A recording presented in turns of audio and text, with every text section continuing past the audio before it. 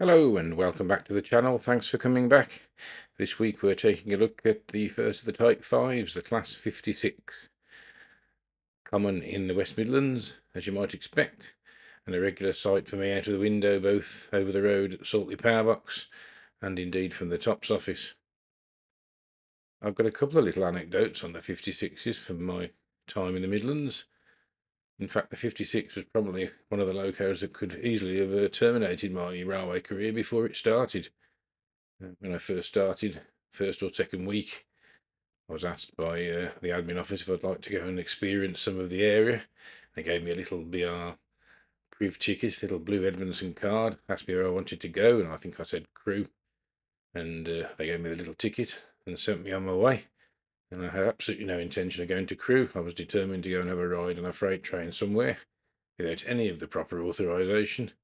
Made my way over to Lander Street relief cabin and waited for a coal train empties to come in from Didcot. This particular one was heading for the Colville area. Friendly Colville crew happily to welcome me aboard, much more relaxed in those days. I had a nice ride on a 56, and I remember us going up the Colville branch and into Rawdon Colliery. Obviously, the branch, Colville and the colliery, long gone. Pinned down the wagons and empty to Colville depot, Colville shed in the mess room, and then thinking to myself as a young 17-year-old, what am I doing now? How do I get out of here? No passenger station. Didn't know anybody. Someone took pity on me and took me back on a Didcot-bound coal train from Mantle Lane. That was a 47, back to Saltley. Home, nobody found out, but thinking about it now, probably not a very sensible thing to have done. Now later, after these things started to be common on the dragging, the Birmingham-London electric trains that were diverted on some Sundays via Nuneaton on the non-wired section, booked for ETH 47s, but very regularly freight engines, often 56s and later 58s. But to be honest, I've seen everything from pairs of 20s, 25s, 31s, 37s, right the way through. Lots of truck outs. The planned dragging was quite good because you sometimes dropped to 56 and you could go up and down a few times. But the fun really started when there was an engineering overrun, and the evening services, I think the first one was 8:30 in the morning and it's booked to finish normally on the 3:30. But if it overran, when the Eustons went to 30 minutes, you needed to find 5 or 6 locos all of a sudden, and Saltley would throw out anything that was available, often more 56s. And the bashers knew what was on Saltley, and because I worked there, I knew the engine arrangers. I remember on more than one occasion a lunchbox coming out from someone's bag and a whip round in the waiting room at New Street, and 70 or 80 quid sometimes in pound coins and bits of loose change could be driven down to Saltley in a fast car. Quick word with the engine arranger, and one of the rarer 56s, perhaps one that hadn't even worked a passenger train before, could mysteriously and magically be shunted to the front and made available to be put out on one of the overrun drags to get plenty of people a nice new red line in the book. So yeah, fun memories of the 56 for my time in the Midlands. So do enjoy the video. Please do like, share, subscribe, and if you're feeling generous, scan that QR code for the Buy Me a Coffee, which we'd greatly appreciate. Enjoy the video. In the late 20th century, while Britain's railways strained under the weight of a changing industrial landscape, there emerged a machine built for one purpose: heavy haulage. A locomotive with brute force in its steel bones, and a reputation forged in the coalfields, steelworks and power stations of the nation. This is the story of the British Rail Class 56. A locomotive born from urgency, controversy, innovation and grit, and remembered today as one of Britain's most iconic heavy freight diesels.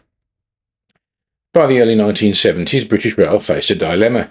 The ageing fleets of diesel locos struggled with the growing demands of heavy freight.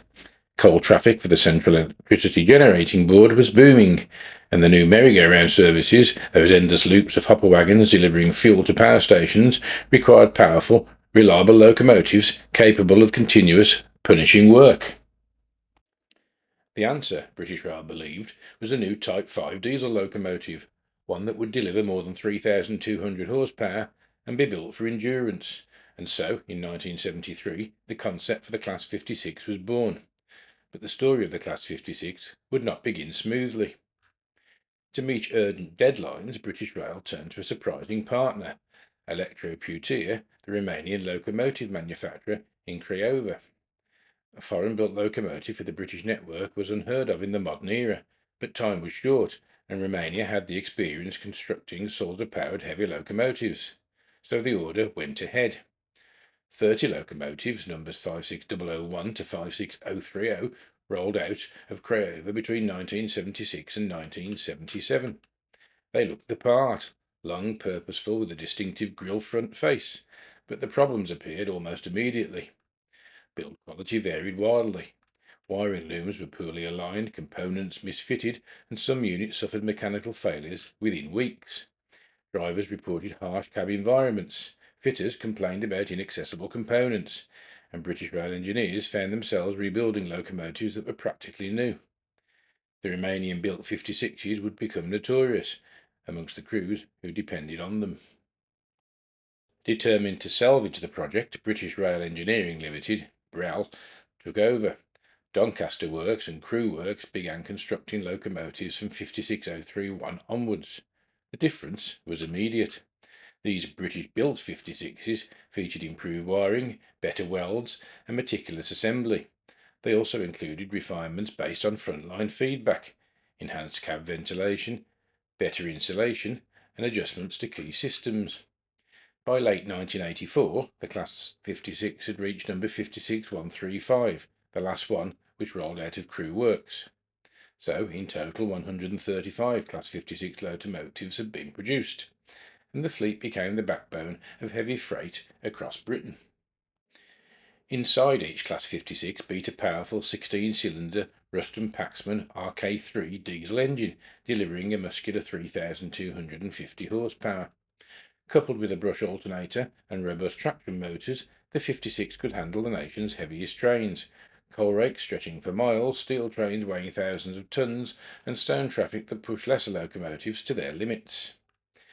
Rail enthusiasts nicknamed them the grids, perhaps a playful jab at the locomotive's large square radiator grille sections. But to freight operators they were known for something else: reliability, especially the British-built portion of the fleet. They were powerful, dependable, and capable of tremendous, sustained output. Through the 1980s, the Class 56 dominated the UK's industrial corridors, from the coalfields of Yorkshire and Nottinghamshire, to the steelworks of South Wales, to the quarries of the Midlands and the power stations along the Trent Valley. The 56s hauled everything. Down at Abertour, they took heavy coal trains into the power stations. At Llanwern and Port Talbot, they carried slabs, coils, and raw materials essential to Britain's steel industry. And they could be seen on the East Coast and West Coast main lines moving aggregates, petroleum, and all sorts of mixed freight. They worked in harsh environments, in particular the relentless dust of coal yards and collieries. Many locomotives wore their grime like a badge of honour. Freight drivers respected the Class 56. It was tough, predictable, and strong enough to claw a fully loaded rake of brutal gradients, perhaps like Chap or the Lickey Incline. When British Rail adopted sectorisation in the mid-1980s, the Class 56 became a visual symbol of freight reorganisation. Many locomotives traded their standard BR blue for bold new liveries: Rail Freight Grey with its sector logos, coal sector variants, metals colour schemes, construction liveries emblazoned with yellow and grey. The locomotives now worked under dedicated business units, each tailored to specific commodities. The 56 fleet became more focused, more specialised, and more vital to the nation's energy and manufacturing supply lines. By the late 1980s, British Rail introduced a new heavyweight, the Class 60, modern, computer-controlled and purpose-built for the next generation of freight. The arrival of the 60s left the Class 56 in an uncertain position. Though still powerful, the 56s were ageing, and newer locomotives offered greater efficiency and improved emission standards. Yet the 56s held on. Their reliability, especially the British-built examples, kept them in the front line well into the 1990s. The Romanian-built units, however, were among the first to be withdrawn. In the mid-1990s, the privatisation of British Rail placed most freight locomotives into the hands of the new operator EWS, English, Welsh and Scottish Railways. With its focus on efficiency, EWS quickly assessed the ageing 56 fleet. Maintenance costs were rising. Newer locomotives, especially the ubiquitous Class 66, offered cheaper, cleaner and more reliable operation, and so, in the early 2000s, mass withdrawals began. Lines of Class 56s were stored at places like Immingham, Towton and Crewe, awaiting either overhaul or disposal. A few found work with smaller operators, but for most, the end had arrived. Yet the story of the Class 56 didn't end in a scrapyard. In the late 2010s, GB Rail Freight launched an ambitious project, converting stored 56 frames into modern, efficient locomotives known as the Class 69. These rebuilds retained the original body shells and frames, but installed state-of-the-art engines, electronics and controls. So, in a way, the Class 56 lived on, reborn for the 21st century. A fitting tribute, perhaps, to a locomotive built for endurance. Today, over a dozen Class 56 locomotives survive in preservation. Across heritage railways and private sites, volunteers dedicate countless hours to restoring, maintaining and running these heavy-haul giants. Their deep, throaty exhaust notes still echo across preserved lines. Their unmistakable shape remains a favourite amongst enthusiasts, and their place in Britain's industrial history is secure. For many, the Class 56 represents the final era of truly British-built heavy diesel freight power, muscular, loud, rugged and purposeful. From the troubled Romanian beginnings, to decades of loyal service in Britain's industrial heartlands, to rebirth in the form of the Class 69, the British Rail Class 56 remains a locomotive of legend, a machine that carried the weight of a nation's industry and did so with unmistakable character. That was the story of the Class 56, Britain's heavy haulers.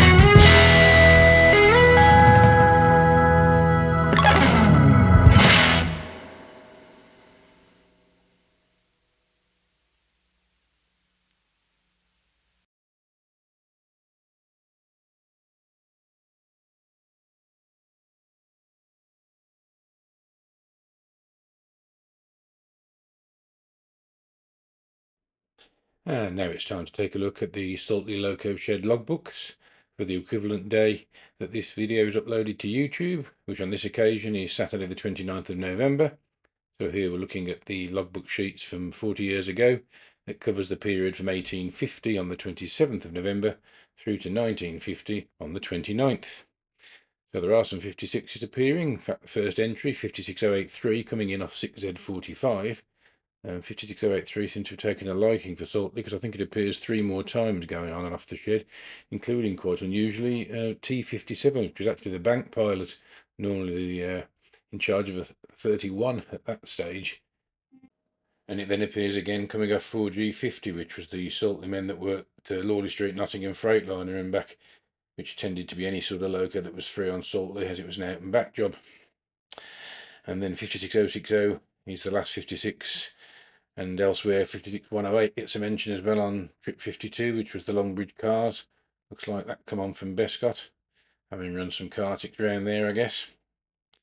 Couple of other unusual things on that page. 50047 coming on twice actually with a brake van, and it wasn't unusual to see engine and brake coming on to Saltley from Washwood Heath, but not ever seen a 50 do that little trip before. And then right at the top of the first page, 31102 coming on from Oxley off 5M81, and Railgen archive shows that that was a failure rescue, so no heat, or possibly boiled, I'm not sure. There's certainly a no ETH 31 on a passenger train as late as November. Anyway, hope you enjoyed perusing that logbook page. Thanks very much again for watching the video. Please like, share and subscribe, and we'll see you in the next one.